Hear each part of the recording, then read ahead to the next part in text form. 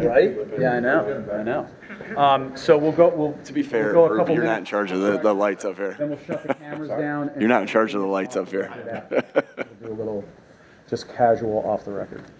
Hey, Nick, you have a new defensive backfield coach, coaching staff. What attracted you and maybe Vic to these defensive back coaches that you hired, and how do you think they've, I guess, helped you reshape your reconstructed cornerback and safety? Yeah, good question, Marcus. I really obviously had worked with Joe Casper before, excuse me, and had just so much respect for him and everything that he brought to the table in 2021, 2022. So when we got Vic back and we had a chance to do the same thing, or we got Vic here and had a chance to get Joe back.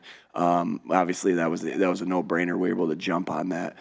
Christian Parker, is just highly respected around the league, and like I think to myself, and how old, do you guys know? I don't know exactly how old Christian Parker is. I'm an exact age, but I don't know if like you would ask around the league a bunch of people when I was 25 or 26 or I know he's not 25, 30 years old. I'm like the people would have been like, who's that, right? And so like to understand that he has this type of respect and this type of name.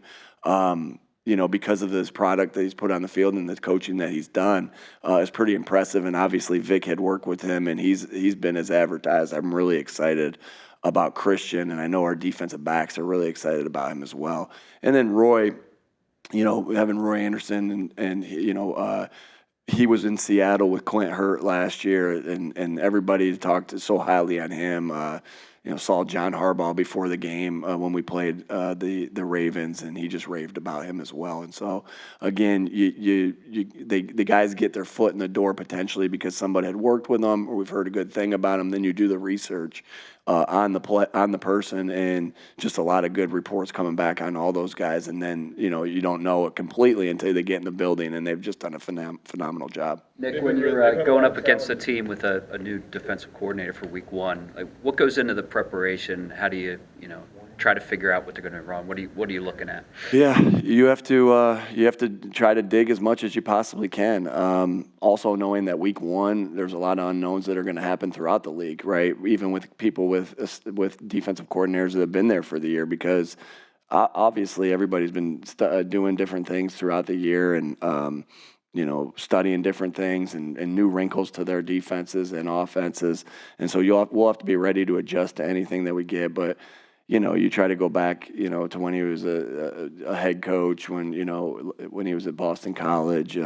Got a lot of respect for the coach himself. He's obviously done an unbelievable job, and to earn the opportunity to be the defensive coordinator for the Green Bay Packers is obviously a huge honor too. And so we'll have to be ready for anything, but without giving up secrets of what we've done, we've looked at a bunch of stuff as well, but also knowing that everything's alive, right? There's other guys on the staff that probably have influence as well of what they talk about, and then obviously Coach LaFleur, have so much respect for him and the coach that he is and what he's done in this league, and he's going to have an influence on it as well, and so we got to be ready for everything. How eager are you to put finally Saquon Barkley out there in your offense, and how eager are you for that? Yeah.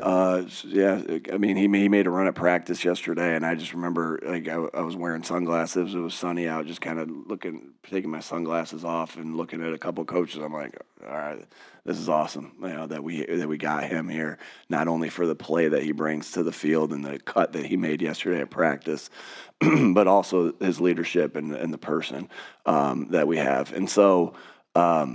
Just it's.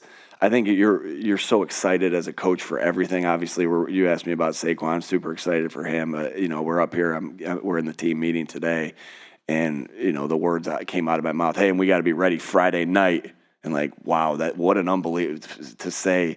Hey, we got a game Friday night. Like that gives me goosebumps to think about that. Like Friday night football is what we all first. Those were my favorite players growing up were, because my dad was a coach, were the high school football players that played on Friday night, was John Briggs, was my brother Jay Sirianni, right? Mike Sirianni, Pete Conley. Those were my favorite players growing up. Friday night football, I was able to say that to these guys, and it's like the excitement should be so high on every level, not just for Saquon, just for all of us. Like this is why we fell in love with this game.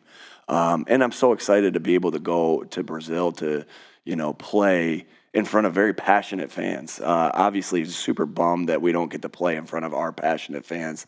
I love our fans, the home field advantage that we have, but excited. This is my first international trip, and excited and know how much they care about sports in Brazil, so I'm excited about that. I'm excited. It's Friday night football against the Green Bay Packers. You take me back to when those guys were my favorite players, and you said to me, hey, Friday night, September, whatever, 2024, you're going to be the head coach of the Philadelphia Eagles, and I'm 10 years old, and you're playing the Green Bay Packers. I mean, I would have been pretty pumped about that, and I'm still pumped about that. So, man, there's so many things to be excited for, and Saquon's obviously a big one of those. What's your plan for what you will do on the flight? Personal plan? I mean, My personal plan? For 9 hours. I mean, is it a day in the office? I remember I fall asleep on trips like that, and that's been since I've been, anytime Mount Union played when I was growing up, my brother was playing there. Wherever we went, if it was a 5-hour trip, I slept from the moment we left Jamestown, New York, to wherever we got to Mount Union. So like my natural reaction is when there's movement. Like I don't get to do that anymore because every time we do a family trip and my wife doesn't drive, I have to drive everywhere, which I will gladly do because the kids are nuts during that time, and she's the one that has to handle them and get them the snacks and fix the iPads and fix the television.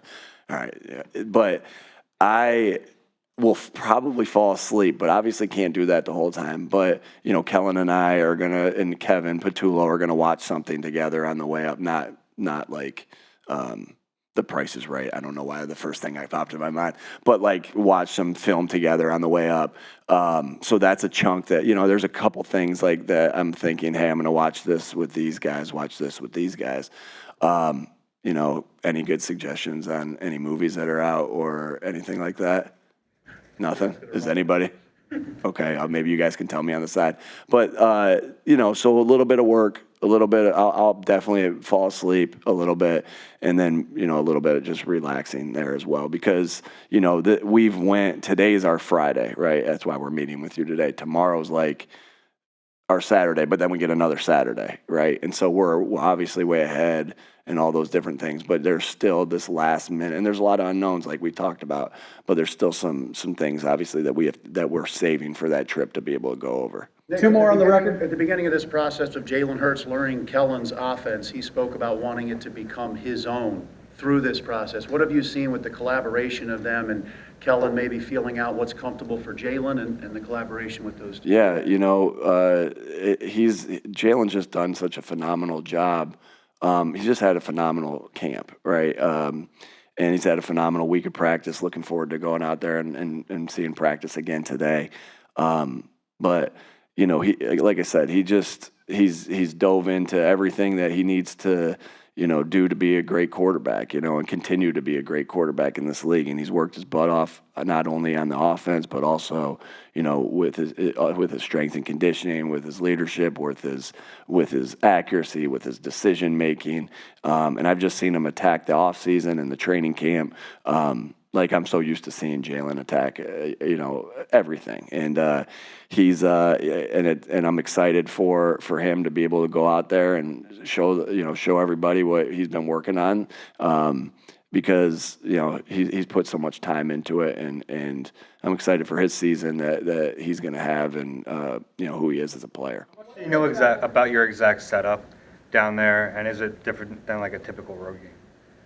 As far as just like hotel setup, practice setup, all that kind of stuff. I know that we just have so many good people in this building that everything's going to be, I think we're staying, I'm not going to say where we're staying yet, that everything is going to be just the way it is as we are here. If we were, at an away game, right? And so I have so much faith and trust in the people that are in this building that do the things that they do. Like that's, when we talk about the greatest team game there is in football, that is true. And you tend to think about only the people that are on the field or the coaches, but gosh, there's so many people that go into making this whole thing go. And so it will be as similar as we possibly can make it, with everything without giving away too much because even there, we don't want to say too much there. But it couldn't be done without the great people of this organization led by, Mr. Laurie and everything that he does for us he doesn't, there's no stone unturned, and there's everything we need to win, he provides for us. All right, thanks, folks.